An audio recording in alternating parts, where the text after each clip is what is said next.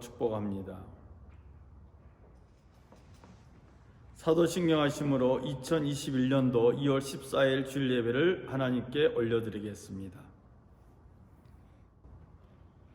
나는 전능하신 아버지 하나님 천지의 창조주를 믿습니다. 나는 그의 유일하신 아들 우리 주 예수 그리스도를 믿습니다. 그는 성령으로 잉태되어 동정녀 마리아에게서 나시고 본디오 빌라도에게 고난을 받아 십자가에 못 박혀 죽으시고 장사된 지 사흘 만에 죽은 자 가운데서 다시 살아나셨으며 하늘에 오르시어 전능하신 아버지 하나님 우편에 앉아 계시다가 거기로부터 살아있는 자와 죽은 자를 심판하러 오십니다. 나는 성령을 믿으며 거룩한 공교회와 성도의 교제와 죄를 용서받는 것과 몸의 부활과 영생을 믿습니다. 아멘. 예배를 위하여 기도하겠습니다.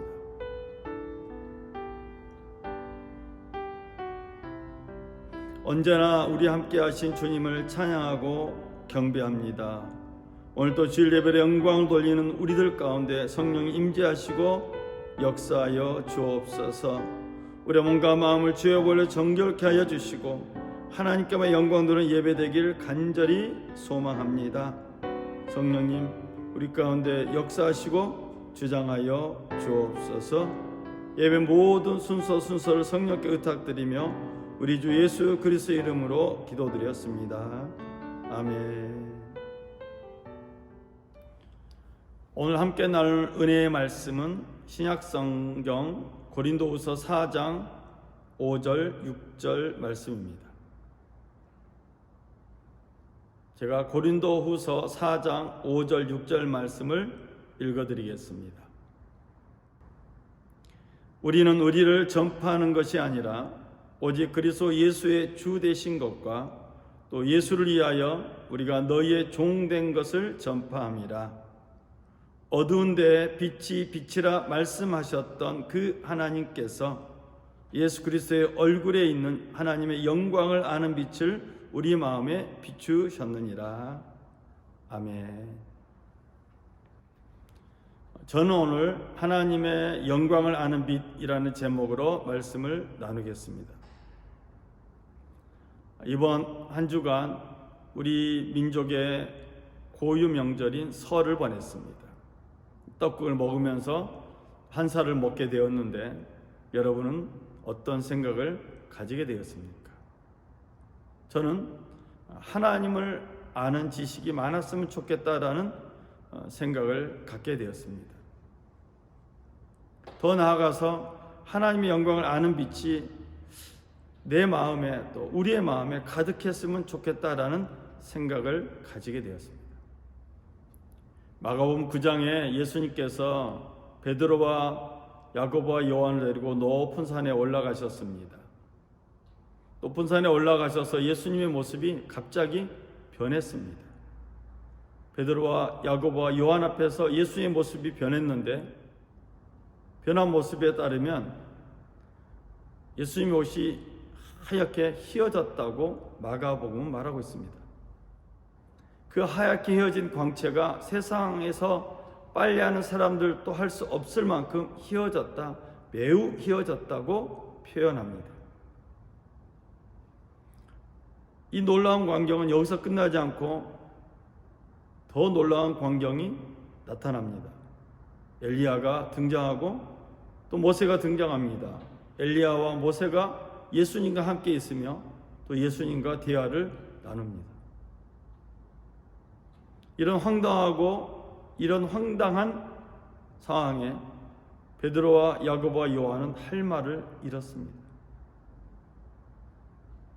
정신없는 상황에서 베드로는 예수님께 이렇게 제안을 했습니다.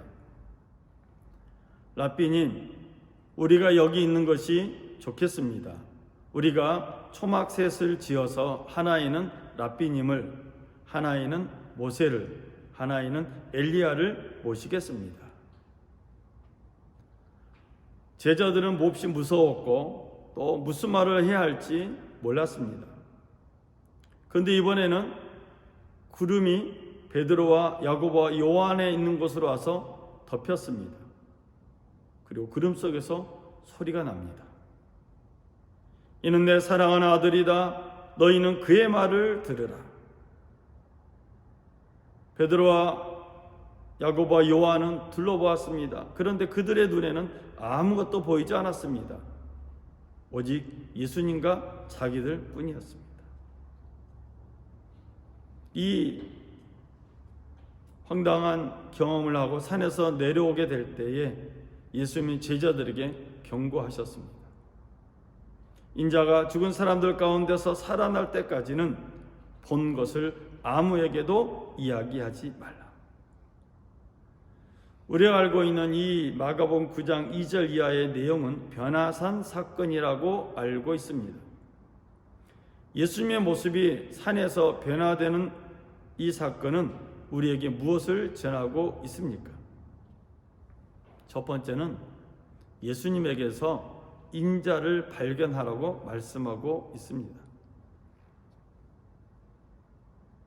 모세의 빛나는 얼굴이 출애굽기 34장에 나옵니다.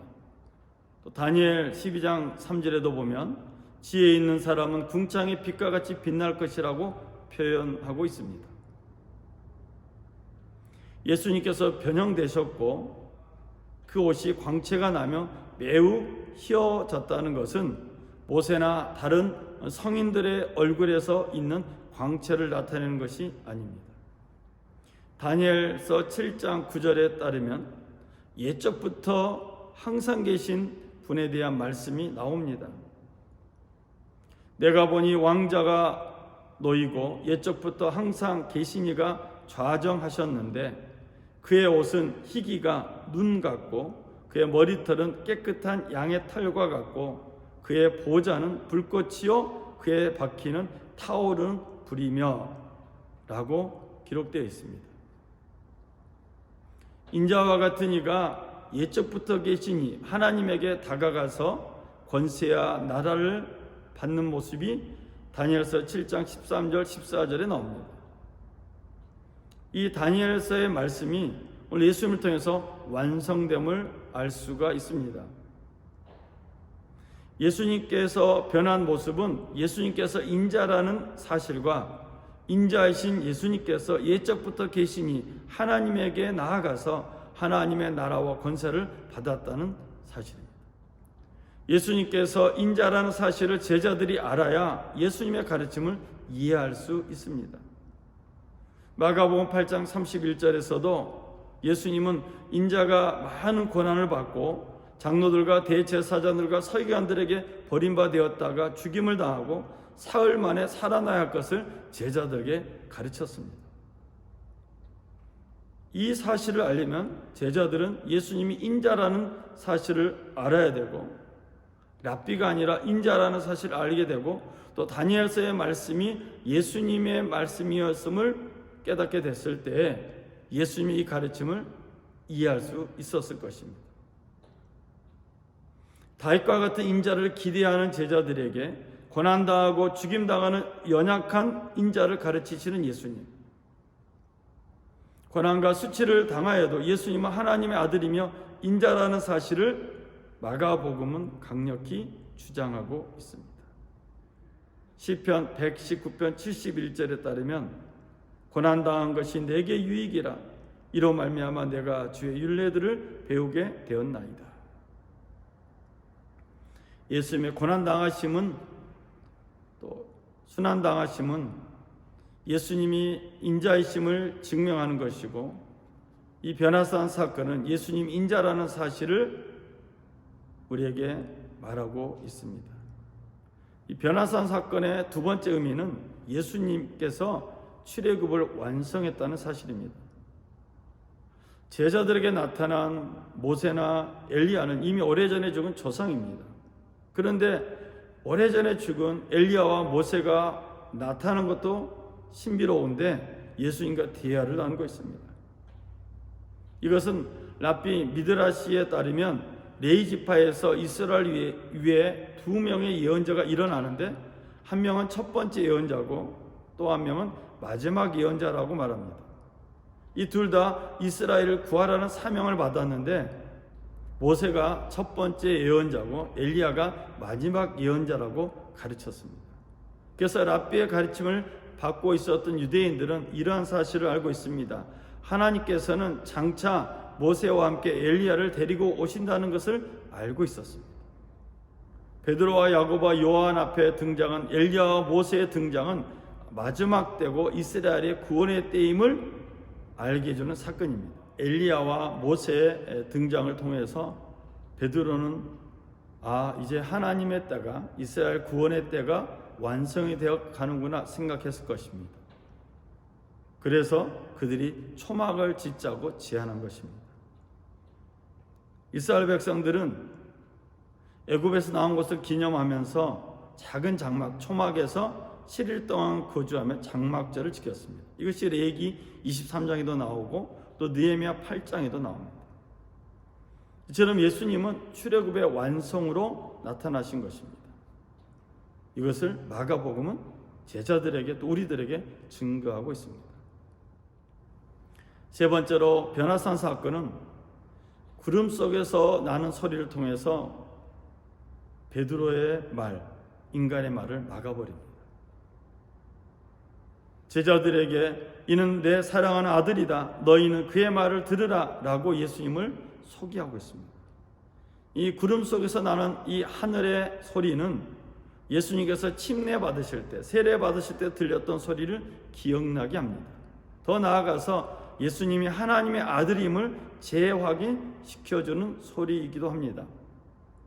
그러면서 하늘에서 나는 소리는 예수님의 빛난 옷을 보라 이렇게 말하지 않고 오직 예수의 말씀을 들으라라고 명령합니다.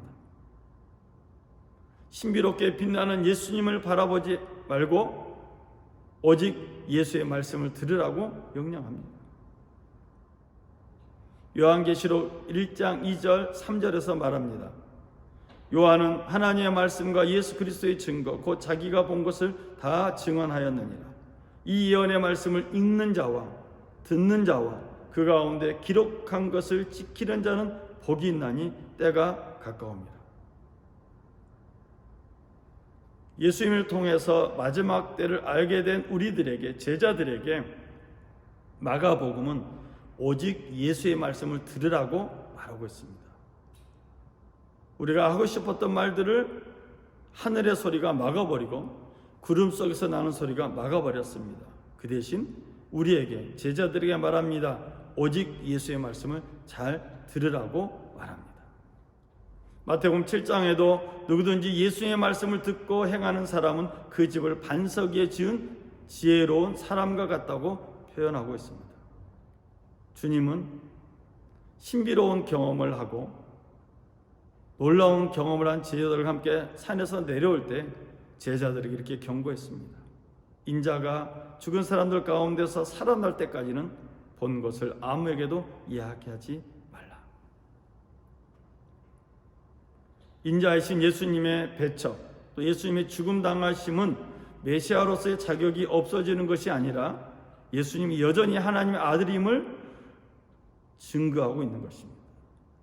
마침내 죽은 사람들 가운데서 살아나게 될 때에야 이 마가복음 9장에서 예수님 말씀하고 이 마가복음 9장 9절에서 예수님 말씀하고 이 말씀의 의미를 제자들은 깨닫게 될 것입니다.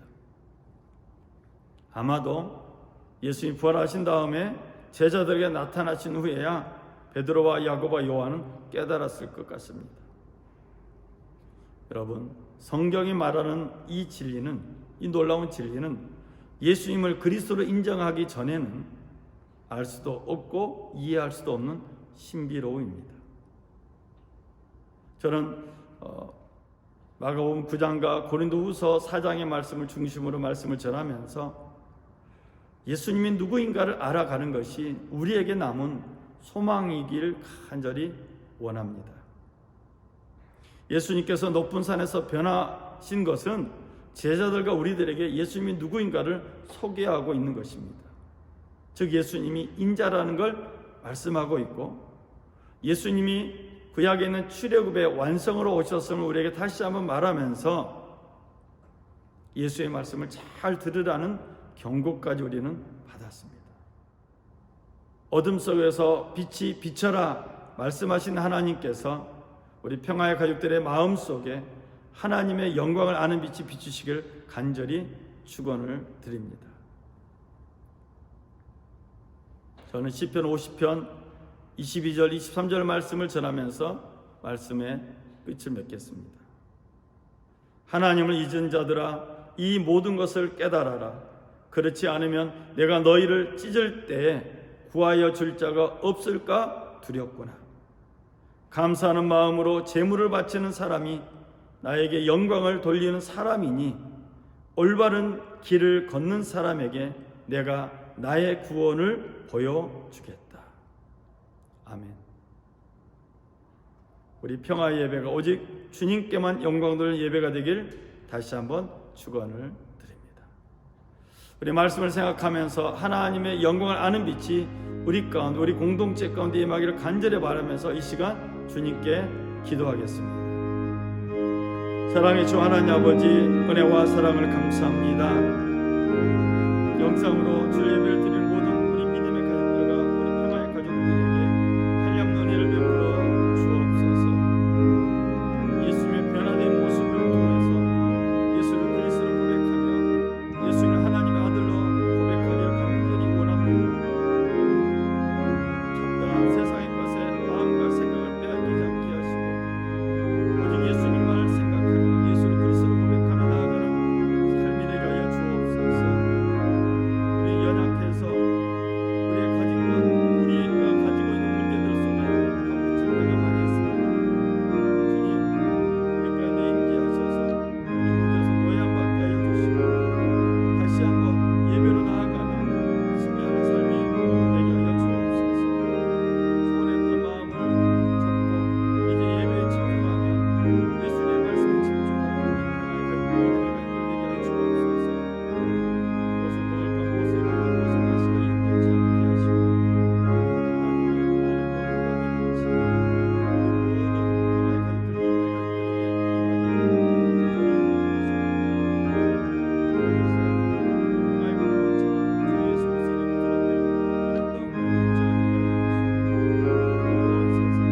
믿음의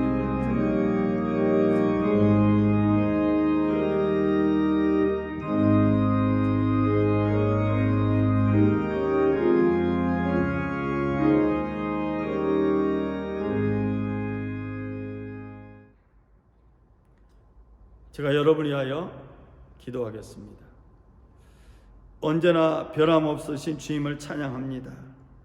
예수님을 그리스도로 고백하는 우리 평화의 가족들, 믿음의 가족들이 정성껏 예배드렸습니다.